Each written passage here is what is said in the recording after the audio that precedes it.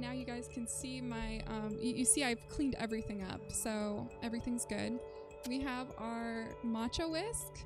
I have a little hockey puck. This is used to scoop the matcha and kind of dose it based off of the size of this little foot right here.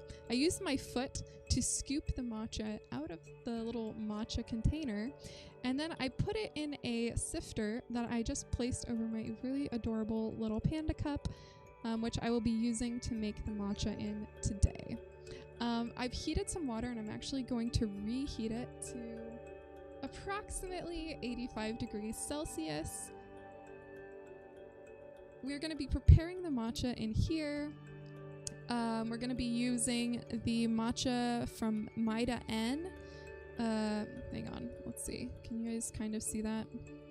This is ceremonial quality matcha. So this is usually, this canister is about $22 for approximately 1 ounce or 28 grams of matcha powder.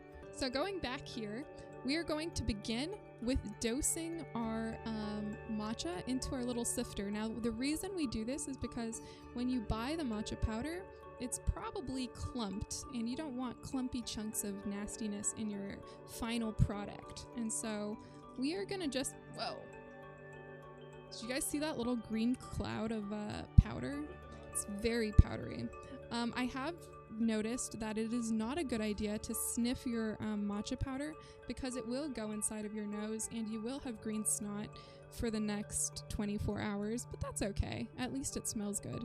So what I like to do is I just take out like a big heaping spoonful. Now, this is actually more than what they typically recommend, but I don't really follow recommendations. I just like to get the biggest foot-sized amount of matcha possible and just kind of stick it in my little sifter, just like so. And then we just pop that there, and then we just do a little sifting action. You know, if you've ever made a cake or if you do other culinary art, then you might be familiar with the sifter. Now you can see we have a bunch of little chunky balls left right there. We are not going to waste this freaking expensive matcha, so we're going to shove those balls right through the sifter. Just like that. And this is where the backside of the foot comes in handy. You take the heel and you just grind those balls into the little sifty thing. And it comes out like a nice, beautiful powder. Nothing's wasted. You're not wasting your, $22 per gram matcha powder from I don't know where. Alright, so we have it all squashed through. It's all inside of the little cup. Beautiful, nice. We will wash these later. I would not lick these because it will make you feel things and stuff, and you will not like it. I didn't know Taylor Swift laughed at... balls. Well then. Did you guys know that there's a children's book about balls that you can buy for your child and read it to them as a bedtime story? It's actually very nice. Okay, so now we have our little hot water over here. It's about 85 degrees Celsius. And we're going to add just a little touch of it to our matcha in our cup. We're not going to add a lot. We're going to add maybe a splash or two. And we're going to make a green paste. Whoops, let's just put this over here. We're going to just kind of massage the water into the powder. And we're going to get rid of any other little matcha chunks while we're at it. So we're just going to do that, kind of like making face paint. Oops. Alright, so now we have made a beautiful silken matcha paste. So what we're going to do now is add the rest of the hot water, and we're going to start whisking and frothing the hot water into the paste, and we're going to make a nice frothy matcha. If it does not look awful, take that back. It's actually quite good, alright? So we're gonna whisk. I'm gonna hold it over here. Oh my god, did I make a mess? Just gonna... Oh, that's...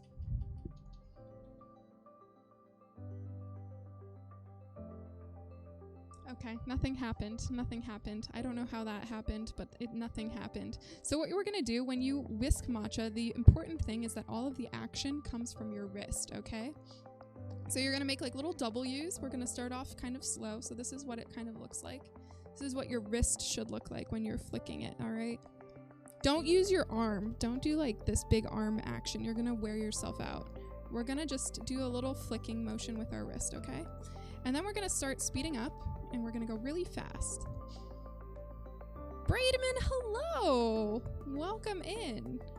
Now, I don't know how well this would work with a fork, but you could try it. I've never done that because, again, that's what peasants would do.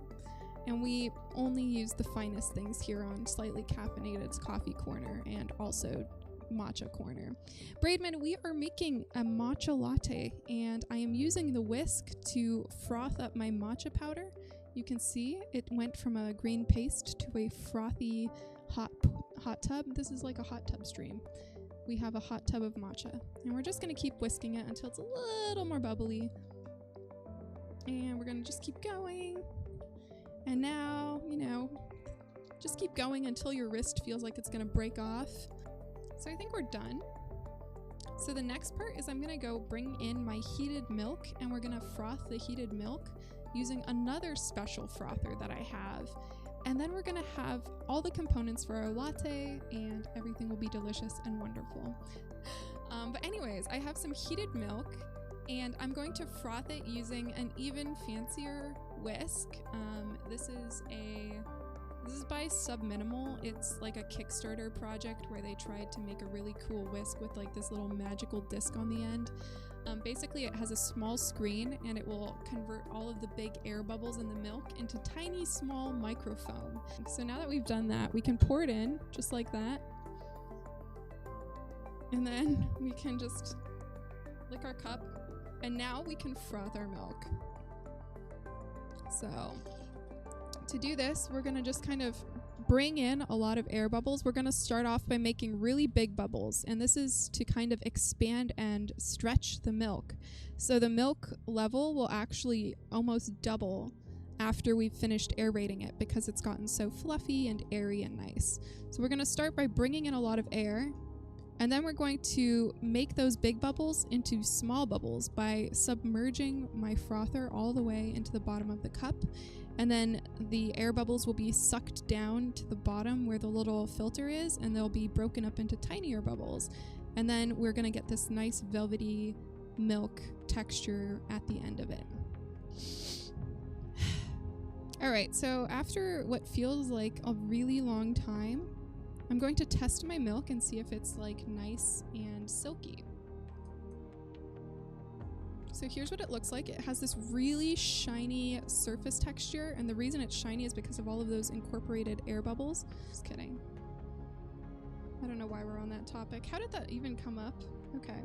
So I don't pour good latte art, so don't expect anything here. Nope, that's not gonna work. Nope, that's not gonna work. Okay, nope, that's not gonna work.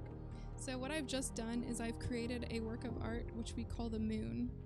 It's a large white circle surrounded by a greenish ring.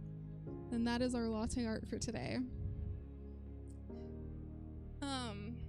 So this is the matcha latte. We have our little frothy milk, and we have our matcha. It's great. Now you can sell this for $6 or something to some poor unsuspecting person. And it costs much less to make because the milk I use is very expensive. It's high quality milk that costs $9 per gallon. It's been ultra pasteurized, so that means that little bacterias will not grow in it. And it also tastes really good. It's from the freshest cows that have been massaged. And so the milk is like very delicious tasting. It tastes like heaven. So I use this expensive milk, and I only use about I would say a gallon lasts me 2 weeks because I don't drink a lot of milk, but I could make like probably 10 lattes with it. And so, you know, it's pretty cheap. So now we have our matcha latte. Oh my God, I almost just spilled it as I was trying to transfer it to my other hand. Okay. So I'm gonna try it. This is the most important part. Hopefully it tastes good.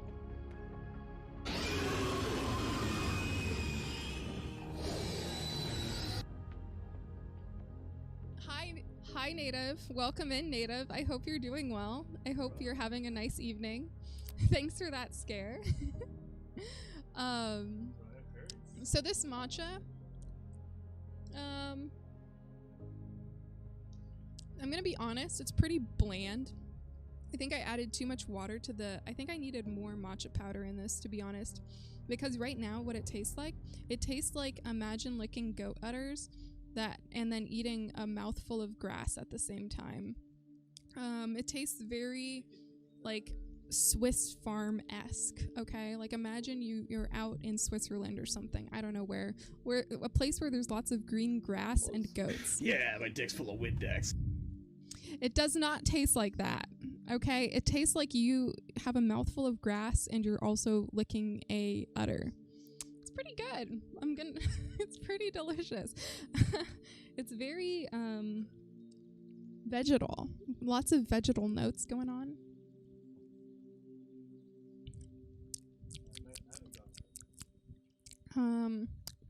A little bit of green tea mixed in with that vegetal. It's pretty delicious. I like to shake my cows up so the milk comes out pre-frothed. Oh my god. I think if I put some honey in here and I made the green tea stronger, it would actually taste pretty good. I will say my milk texture is on point. It's very creamy. It's kind of like smooth cheese. It's delicious. It's like cheese foam, actually. It kind of tastes like cheese foam that's on the verge of going bad. Maybe my milk isn't good. And then, you know, you'll become a human Wagyu.